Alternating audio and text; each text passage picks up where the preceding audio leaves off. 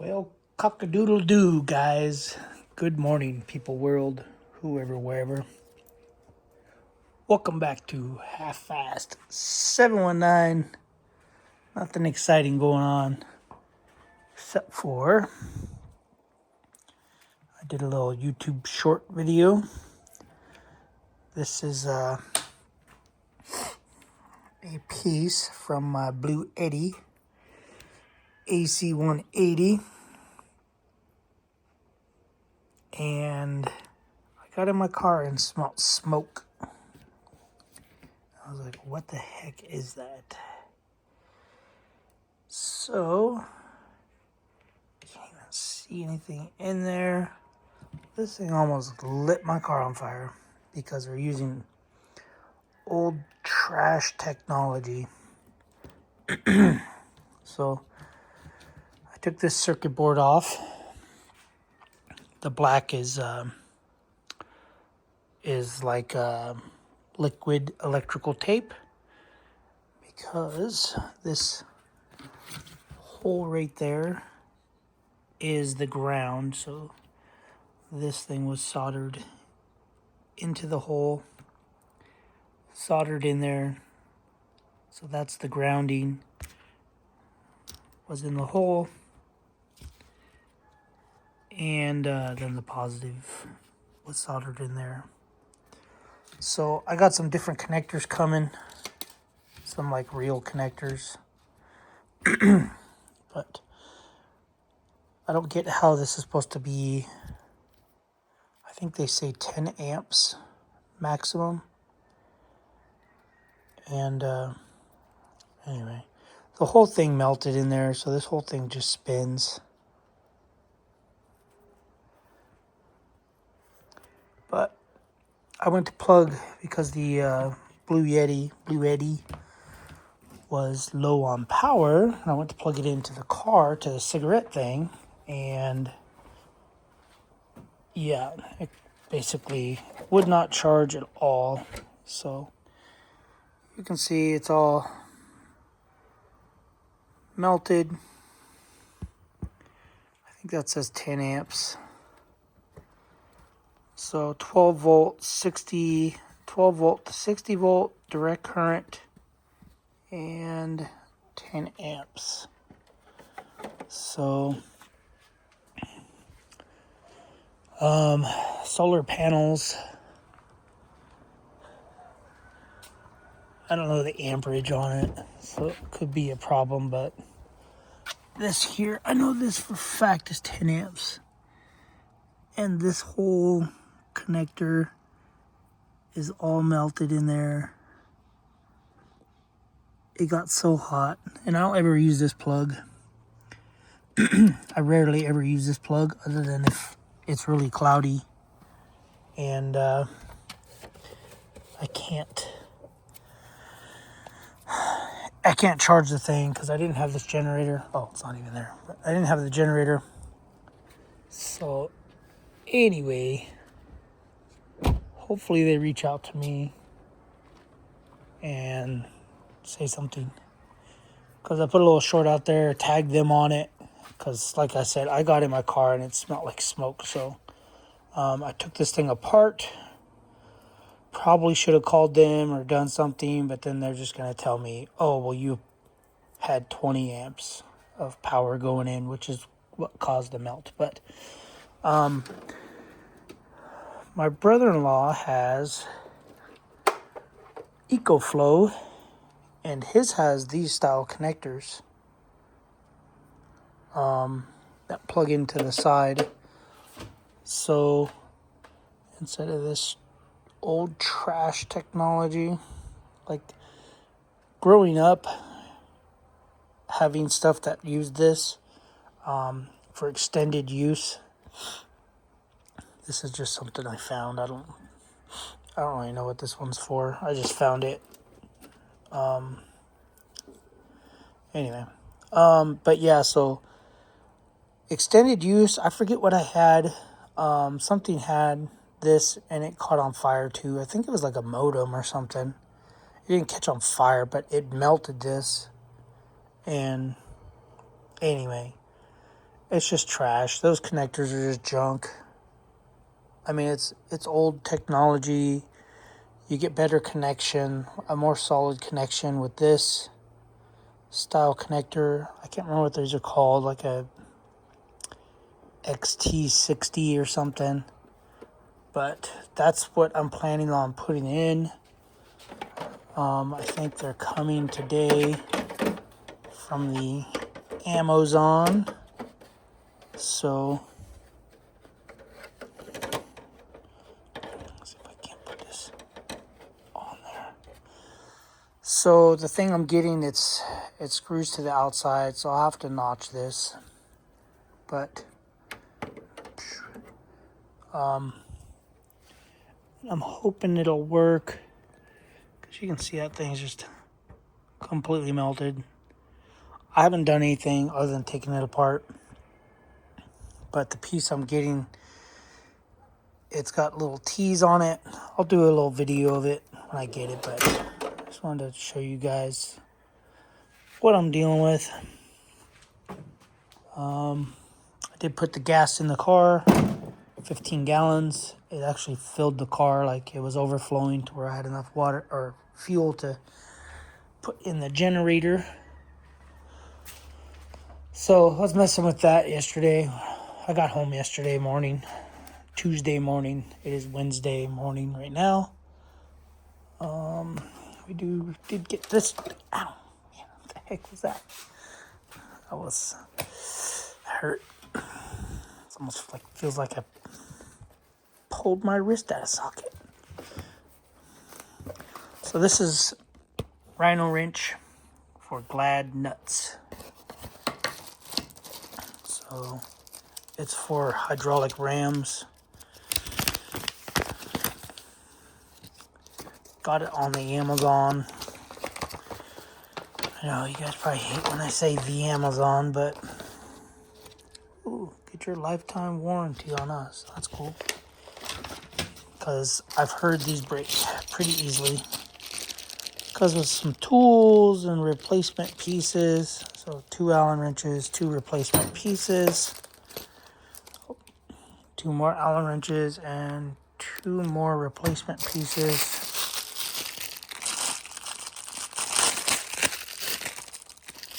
Some gloves. Some Rhino wrench gloves. That's dope. So here's the first tool. Let's see if the one-handed mechanic can do it. One-handed bandit. So I don't know if they're replacements or just for smaller. They look like they're for smaller.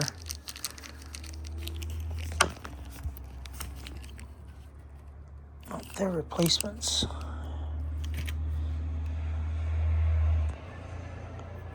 Maybe they are smaller. Let's see. They look smaller. Sorry, because I could have prepped this a little better.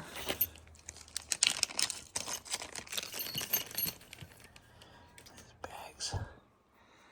So that seems to be the same size.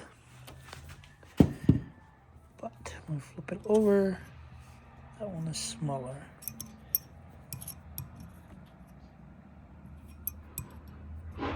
So I think it's just a smaller one. And then some foam. And this is the bigger one.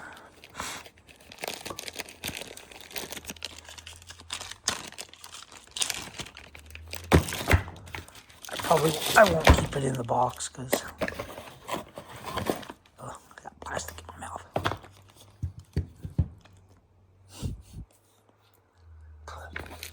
What's this? Oh, microfiber towel. Okay. Man, they just throw anything in there. So anyway, same thing. It's just a different size. Same size on that side, but then smaller for the other side. But what they are for, they're already offset. There's a lot of play in them. I guess I could tighten it. But they're for hydraulic rams to rebuild them, because I already know I'm going to be rebuilding some hydraulic rams on this Bobcat.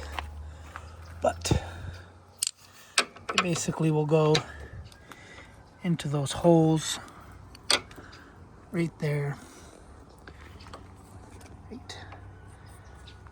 I think this is the wrong size, or I need to clean the holes out, but anyway, it'll go in there. You stick a big old wrench on here, and then you undo these caps, and that's how you pull those apart to rebuild them.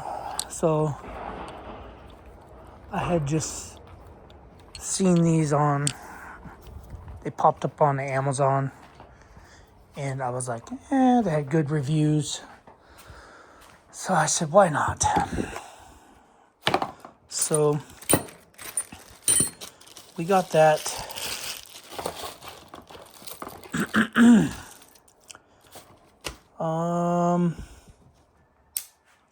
Yeah, that one's for smaller ones, obviously. But I thought I got some more stuff, but I can't really remember what else I got. I know I got oil, and I have to ship some back because they're all leaking. So they usually just give me the oil and say dispose of the oil, and go about my day. But this time they want the oil back.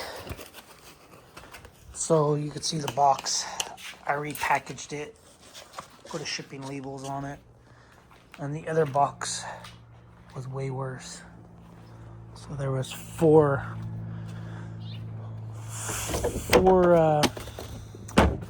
what do you call it? The mobile ones for the Kia. 4 5-quart jugs of that. There was 2.5 gallon jugs of diesel oil, and then an oil filter. And the oil filter looked like it had been stepped on and smashed a couple times. But yeah, basically in this video, I want to talk about just how things are made. Like this, they could have prevented this. I believe these ones, wherever it went, I believe this connector is good for, I think, 20 amps. And I mean, they can control the amperage in the circuit board. That if you're putting in too much amperage, it'll just shut off basically. But they could have done a better connector. These, like I said, these things are trash.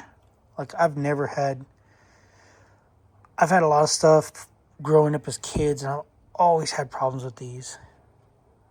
I know it's an old technology, but man, it just is not good.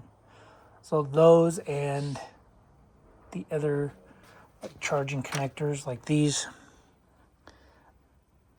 I think are trash too. But yeah, and then I'm fueling up my car with this fuel pump. I mean, it works great, but man, they leak all over the place. The O-rings they use are trash. It's like, man, like, it's almost like I feel like everything I buy, I have to rebuild. Tires, case in point, 44 PSI. Tire store put in 32 PSI. It's like, it's a big old SUV. I drove it like that for the whole 7 days I was working. And, yeah, I just didn't like the way it drove. And so I put 38 PSI in them yesterday. Went for a little drive, and much better. So, Although this front tire looks low. Looks low, low, low, low. I don't know why it looks low. I'm gonna check it real quick. This tire looks the same. Guess it's just how it is. But yeah, that's all I got, guys. I'm gonna start working on putting this control valve in the skid steer. Try to start getting all these parts out of this trailer. So that control valve right there, I'm gonna get that installed on the skid steer. Start getting all the lines on it.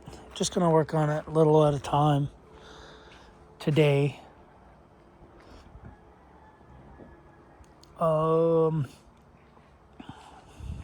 Yeah, I can't think of anything else. I mainly want to just get this all this clutter out of here, and if I could get this thing going and everything runs good, I'm gonna change the filter. I'm gonna start it up, get everything primed, everything bled, fire it up, let it run for about 5 minutes. I'm gonna change the filter, run it for another 5 minutes. I'm gonna change the filter. I have 3 like cheap filters, so I want to run at least 2 filters, 5 minutes, 5 or 10 minutes, 5 or 10 minutes. I'm gonna tear those filters apart after the second one. I'm gonna tear both of those filters apart with this little tool I got. Always wanted one of those. And then I'll put the 3rd cheap filter in there if the metal is good. So there's 2 of the cheap filters. And then I have they're not cheap, but a Bobcat filter. And this will be my final filter once I know the system is good. Once everything's clean, I'll put the 3rd filter on. I'll run it for an hour, drive it, do whatever, use it. I want to put an hour on it on the 3rd filter. And then I'm going to completely drain the hydraulic system, put fresh hydraulic fluid in there, and then put the cat filter on there. So, yeah, that's what we got. But anyway, that's the plan for today. I want to get this control valve on there.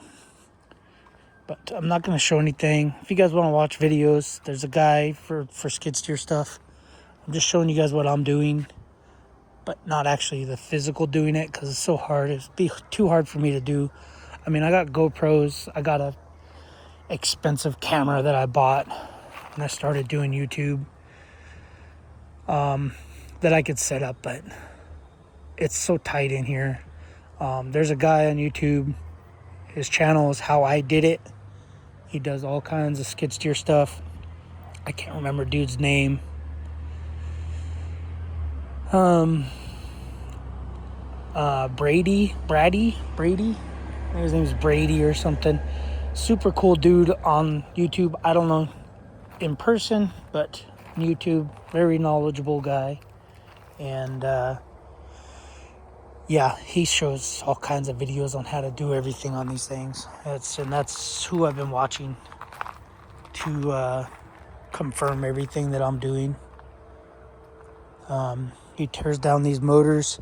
Although he didn't rebuild it, he did say, I'm going to tear down, see what's wrong with it, and then rebuild it.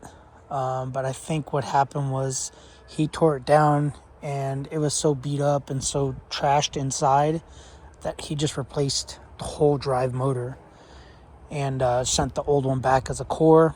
So I think that's why he didn't rebuild it. So he doesn't have a video of actually rebuilding these.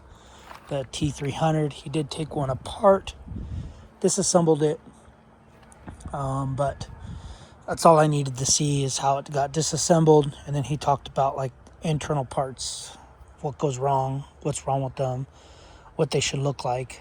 So both motors are good. The brake discs, like a clutch disc system, the brakes they look fairly new. So I think we're good. It's got new filters under there. It's got the new filter for the returns for the motors. Yeah, new filter there. So I just need to do everything in here. Fuel sending unit is there. The fuel vent hose is there. Previous owner smashed all those. All that was smashed. The fuel hose was smashed. The fuel sending unit wiring was smashed. It was all underneath. So anyway, but yeah, everything as far as I know is all bled out. Bled out. There's freaking crap everywhere. Hydraulic fluid. When I first got it going, hydraulic fluid all the way down there. Yeah. Anyway, guys, I'll see you guys on the next video. Thanks for watching. Subscribe, comment, do what you do. Keep being you. Don't be like me. And see you guys in the next video. Later, guys.